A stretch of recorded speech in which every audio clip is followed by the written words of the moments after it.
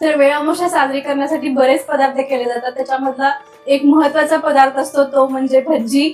आणि आज आपण विद्या काकूंकडून भज्जीची रेसिपी जाणून घेणार आहोत. तर काकू सांगा की थोडं रेसिपी बद्दल सांगा, भज्जी काय असते आणि आपण कुठले कुठले पदार्थ म्हणजे कुठले कुठले इन्ग्रेडियंट्स वापरणार आहोत ते बनवण्यासाठी.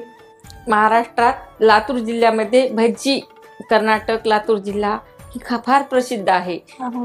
शेतकऱ्यांसाठी हा महत्वाचा सण म्हणजे त्याचे भूमिपूजन, शेतात पूजन करते आणि भज्जी खायला करते. तर भज्जीसाठी ह्या दिवसात सगळे हिरवे सोले भाज्या सगळं तयार असतं. त्यामुळे हे शरीरासाठी खूप पौष्टिक असतं आणि म्हणून हे त्या निमित्ताने भगवंताला सगळा पदार्थ अर्पण पण करता येतो. शेतीतल्या 5 पांडवांना सुद्धा अर्पण करण्यासाठी हे तयार करत असते. मग ह्याच्यासाठी लागणारी मेथीची भाजी, उकडलेले तुरीचे सोले, हरभऱ्याचे सोले, पण हे फ्रेश आणि शेतातले उगवलेले छान घ्यायचे. कोथिंबीर, मेथी, शेंगदाणा, वटाणा, शेंगदाणा हे सगळे फ्रेश घ्यायचे आणि प्रथम चिंच भिजू घालायची. रेसिपी करताना बघूया ती कशी होते. चांगली खळखळ उकळी येऊ द्यायची पाण्याला, येऊ द्यायची. आणि भाज्या तोपर्यंत भाजून घ्यायच्या बाजूला. नाही भाज्या भाजून नाही घ्यायच्या, ह्या लास्टला टाकायच्या असतात सगळ्या भाज्या. आधी शेंगदाणे, उकडलेले शेंगदाणे, हे वटाणे, उकडलेले वटाणे, फक्त चिंचेचा कोड, गुळ वगैरे काही नाही. पाण्याला उकळी आली की त्याच्यात मेथीची भाजी टाकायची. त्यात आपल्या अंदाजे आपल्याला जेवढं असलं क्वांटिटी प्रमाणे तिखट टाकायचं. हे काय लाल मिरची पावडर. आता हे एवढं भाजीसाठी किती टाकलं? मी एका माणसाला 1 टाकते. हे जास्त तिखट आहे. 18 जण आहेत आपण, 15 चमचे टाकायचं. आणि ते फक्त काश्मीरी कलर साठी काश्मीरी वाला टाकायचं. हो, हळद पण टाकायची. मग धणापूड थोडं, नंतर जिरा पूड आणि मीठ. कच्चा लसण कुठून लसण अद्रक पेस्ट टाकायची. नंतर मग सगळं हलवायचं, मिक्स करून घ्यायचं. कढीपीठ लावायचं, बेसन पीठ आम्ही कढीपीठ म्हणतो. असंच डायरेक्ट लावायचं. पिठलं बनवतो तसंच बनवायचं. पुन्हा ते तुमची ती पिठलं हलवायची काडी असते ना, त्याच्यानं पण आणि कशाने होतं गाठी होऊ नये तेवढं. गाठी होऊ द्यायचं नाही. झाल्या तरी ते हे सोले सगळे टाकलेले असतात ना, ते सगळ्या निघून जातात. आजी आमच्या थोडं थंड पाणी टाकायचं, अर्धा चमचा 1 चमचा. हो फुटतात.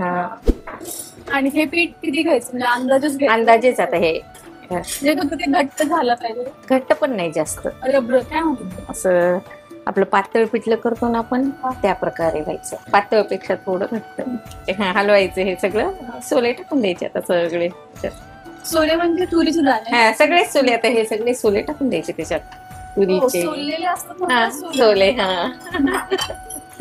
हो, सगळंच. वटाणा, शेंगदाणा, हिरवा हरभरा.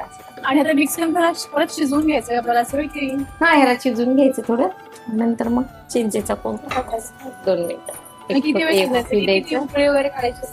थोडे 5-10 मिनिटं चिंच भिजवून ठेवली. चिंच भिजून ठेवली. त्याला छान असं करून ग्रेव्ही काढून घ्यायची त्याची चिंचेची. पिळून घ्यायचं ना व्यवस्थित. ते आहेत ते गोळे ते सगळं त्याचं निघून जाते. मोठी प्रोसेस आहे चांगली. सोलल्यापासून असं. आता हे काय फ्रोझन वाले दाणे होते, बाजारातून आणलं तर काय पहिला उकडून घ्यायचे. हो, आणि वाळलेले जर असले सगळे तर भिजवून उकडून घ्यायचे. त्याला गेले सगळे गोळे. आता ह्याचे गाठी गेले निघून सगळे.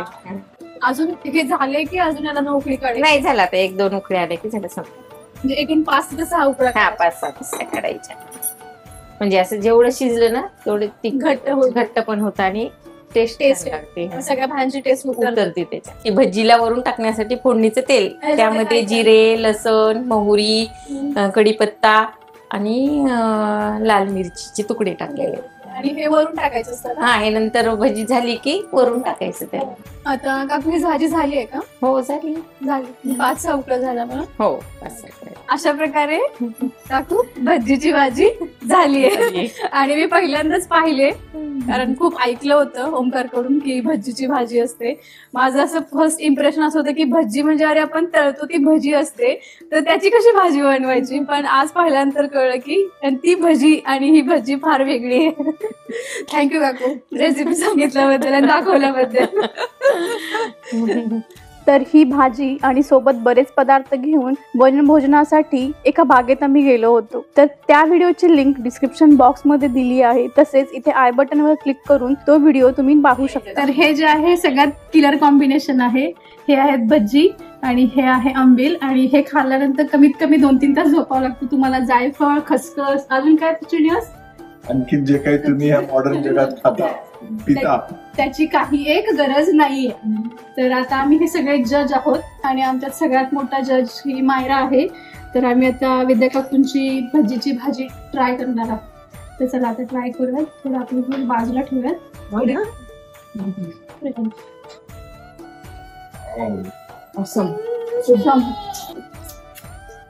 लाजवाब.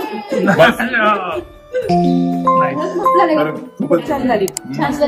जबरदस्त. Organic beer.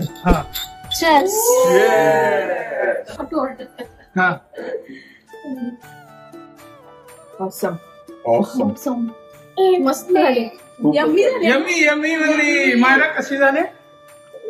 कशी झाले?